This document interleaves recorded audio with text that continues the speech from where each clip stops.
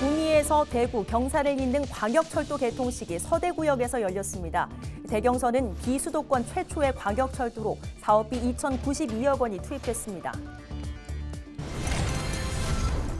경주시가 2025 정상회의 준비에 만전을 기하고 있습니다. 준하경 시장은 예정대로 에이펙 심포지엄과 비공식 고위관리회의를 차질 없이 진행한다는 계획입니다.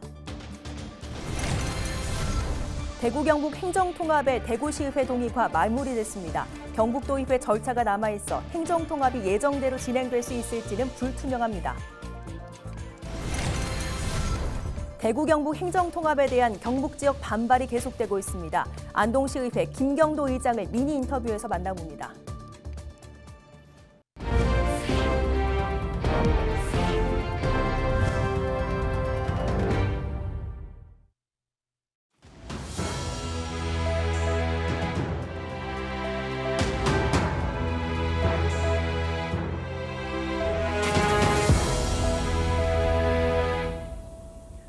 시청자 여러분 안녕하십니까? 헬로TV 대구 경북 뉴스입니다.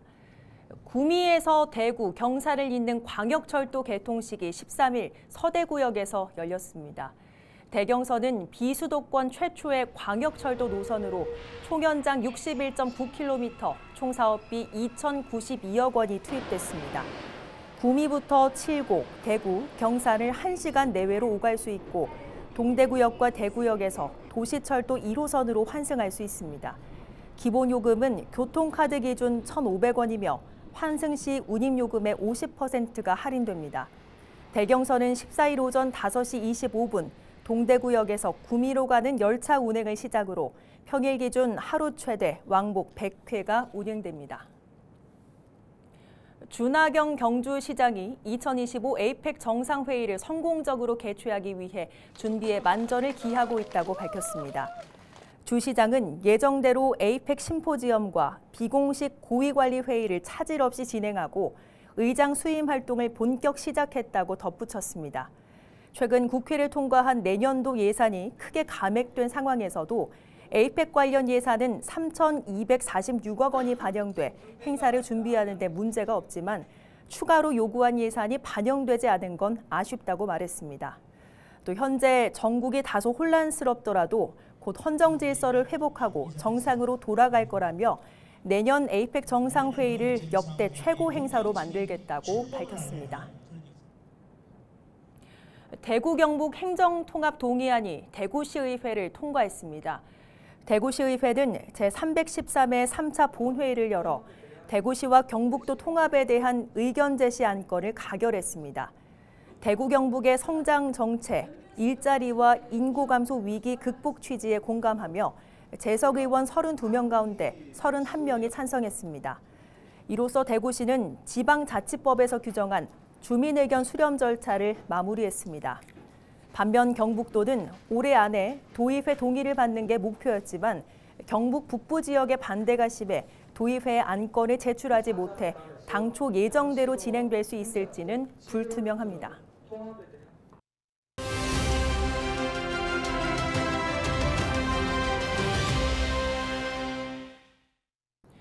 대구 경북 행정통합 추진 절차의 하나로 대구시의회 동의가 마무리됐습니다.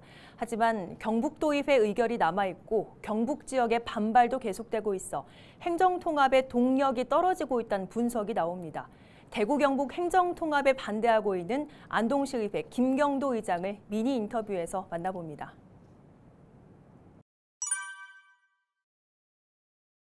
도청, 신도청이 온 목적은 뭐냐면은 북부 지역하고 전체적으로 균형 발전 차원에서 왔단 말입니다. 그러면 도청을 옮긴 지가 20년 과정을 공론화로 거쳐서 신도청이 왔거든요.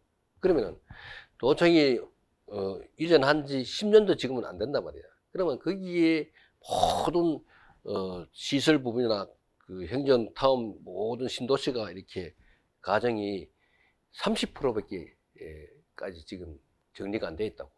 또다시 이거 행정통합을 논의해서 지금 막 간주도로 이렇게 행정통합을 한다는 것은 너무 빠르게 조속 행정으로 이끌어가는 그런 부분밖에 안 보인다는 거죠.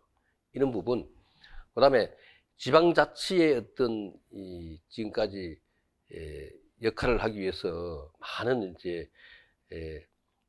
예를 들어서는 뭐 지역 소멸이라든지 또 인구 감소 이런 문제가 많은 부분에 대해서 꼭 행정 통합으로 그걸 다 방어할 수 있다 하는 것은 큰 문제도 소지도 있다는 거죠. 신도청이 왔기 때문에 거기다 균형 발전 차원 이런 부분에 대해서 북부 지역에 낙후된 부분에 대해서 목적으로 왔는데 이걸 완성하지 않는 상황에서 또 다시 행정 통합을 논의해야 한다는 자체가 우리 북부 지역에 있어서는 우려를 많이 하고 있다. 그런 부분을 이제 말씀을 드릴 수 있고, 또 지역 소멸 뭐 여러 가지 어떤 부정적인 부분들이 북부 지역 의장들은 그런 얘기를 많이 했다. 이렇게 말씀드릴 수 있습니다. 우리 지평부나 또 우리 의회나 우리 시민들을 위한 모든 정책이나 또 예산이나 또 행정적인 절차나 이런 부분들이 공감을 같이 이루어지는 시민들에게 돌아갈 수 있는 그런 공감대 형성이 이제 여러 가지 의정 활동이 있어서 현장 중심으로 이렇게 파악하고 또 지평부와 협의하고 이런 부분이 이제 과정이 우리 안동시 의회 18분의 의원들이 한 역할이 부분이라는 거죠. 근데 저는 이제 부대 이제 후반기 의장으로서 이제 역할을 중심으로 해야 될 부분이 뭐냐? 정말 우리 시민들에게 이렇게 힘이 되는 게 뭐냐? 현장 중심으로 또 희망을 줄 수 있는 정책이 뭐냐? 이런 걸 많이 발굴 해서 정말 시민들에게 돌려줄 수 있는 부분으로 의정 활동을 해야 된다. 이런 부분에 우리 지평부하고 여러 가지 어떤 정책 논의를 해서 정말 시민 편에서 일할 수 있는 그런 의정 활동으로 목적이 돼야 된다. 이래서 이제 우리는 이제 열린 의회라는 부분에 대해서 말씀을 드리면은 좀 문턱을 많이 낮추자. 시민들이 누구나 올 수 있고 민원을 가지고 여러 가지 민원을 가지고 오면은 그런 공감대를 만들어 주는 것이 시민들이 하는 역할이 기본적인 역할이 아니냐 해서 이제는 우리 의회도 문턱을 많이 낮추어서 누구라도 올 수 있도록 그런 이제 개방적인 의회가 돼야 된다. 그렇게 역할을 하고 있습니다.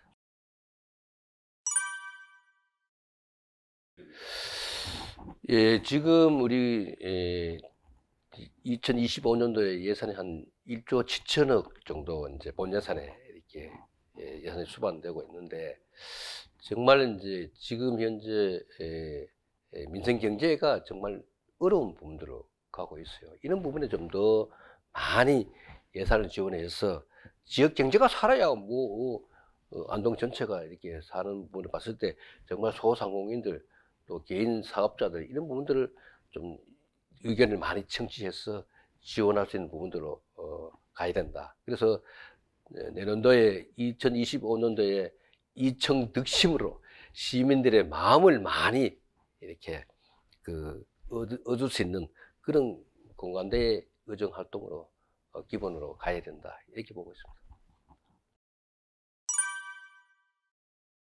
예, 2025년도에는 새로운 시민들의 도약의 해로 나아갈 수 있도록 우리 시의회가 시민 곁에서 함께하고 또 살기 좋은 우리 안동을 만들어 가는데 최선을 다하겠습니다. 마이코플라즈마에 이어 백일해가 유행입니다. 특히 단체 생활을 하는 아이들 사이에서 급속도로 번지며 유행하고 있는데요. 특히 백일해는 전염성이 강해 5일 동안 격리가 필요합니다. 오늘 그 자세한 내용 의정부 을지대병원 호흡기내과 이병훈 교수 전화 연결해 알아보겠습니다. 네, 교수님 안녕하십니까? 예, 안녕하세요. 의정부 을지대학교병원 호흡기내과 이병훈입니다. 네. 자, 마이코플라즈마 이후에 백일해로 요즘 병원을 찾고 있는 분들이 많이 늘어나고 있다고 하는데 교수님 먼저 백일해 어떤 질병입니까? 말씀하신 것처럼 최근에 마이코플라즈마와 더불어서 백일해가 유행인데요. 백일해는 최근이 아니라 이제 지난 여름 부터 유행을 하고 있었고, 그 100일에는 그람 음성 간균이라고 하는 균인데요. 백일의 균에 의한 호흡기 감염 질환입니다. 그런데 이 균이 보통 한 3년, 4년 간격으로 유행했다가 좀 들어갔다 하는데요.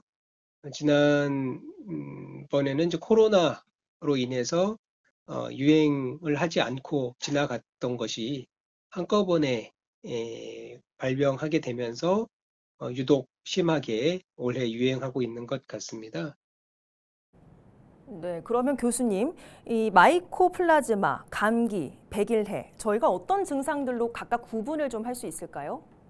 보통 이제 감기, 이 바이러스에 의한 감기는 보통은 이 2주 안에 그 증상이 저절로 좋아지는 데 비해서 100일에는 경우에 따라서는 한 달 넘게 기침을 하게 되는 증상이기 때문에 그 초기 증상, 100일의 초기 증상 1, 2주간에는 100일의 전형적인 증상이 아니라 일반 감기와 비슷한 뭐 콧물 재채기, 미열, 가벼운 기침, 감기와 구별하기가 어렵습니다.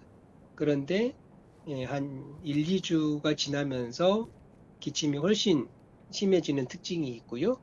다 그렇지는 않지만은 이렇게 진행하는 분들이 있고, 그래서 기침이 심하게 되면은 보통 이게 2, 3주, 한 달 가까이 갑니다. 그러다가 점점 줄어서 보통은 그 이후에 회복기 또 한 1, 2주를 거쳐서 낫게 되는 그런 통상적인 성인의 경우는 그런 경과를 밟습니다. 그렇군요. 근데 한 가지 걱정은 백일의 경우에는 전염성이 무척 강하다고 알려져 있지 않습니까? 얼마나 강력합니까? 전염성은 이제 매우 높습니다. 만약에 가족 중에 한 명이 감염이 되면은 80%, 7, 80% 확률로 가족 간에 이제 전파가 일어나고요. 그 나머지 10%도 당연히 그 균을 감염이 되지만은 100일에를 예방 접종을 다 했기 때문에 그 예방 그 면역력이 강한 사람한테는 이제 감염이 안 된다는 것을 생각한다면은 가족 간에는 거의 100% 전염이 된다고 봐야 되고요. 그중에서 이제 2차 발병률이 80%로 굉장히 이 전염력이 강한 균이고요. 그렇지만 어린이, 특히 100일의 접종, 예방 접종을 충분히 다 시행하지 못한 정도로 아주 영아의 경우에는 중증으로 넘어갈 수가 있습니다. 따라서 어린이, 특히 영아의 경우에는 100일에 의심되는 경우에는 어떤 합병증, 폐렴이라든지 심한 호흡곤란으로 가지 않는지를 보기 위해서 입원 치료를 하는 경우가 많이 있습니다. 네, 그럼 교수님, 저희가 이런 것들을 좀 예방하기 위해서 주의사항 같은 것들이 있으면 몇 가지 좀 알려주시죠. 예, 그래서 100일에가 앞서 말씀드린 것처럼 기침 시에 나오는 그 분비물에 의해서 생기기 때문에 다른 감염자가 발생하지 않도록 비말 격리를 해야 됩니다. 그런데 이 전염력 자체가 초기 증상은 일반 감기랑 다르지 않기 때문에 근본적으로 가족 간의 전파를 막기는 사실 매우 힘듭니다. 그렇지만 100일이가 확실하고 하다면은 치료를 시작하고 한 5일은 격리가 돼야 되고요.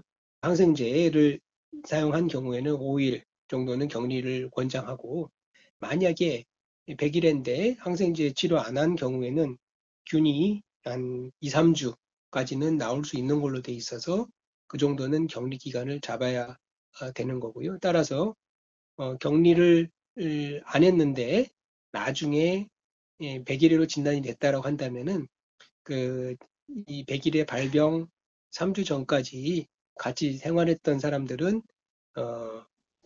그 잠복기 1, 2주간의 잠복기 동안 100일의 유사 증상이 생기는지는 잘 지켜봐야 할 것 같습니다. 네, 오늘 말씀 고맙습니다. 이상으로 뉴스를 마칩니다. 함께해 주신 여러분 고맙습니다.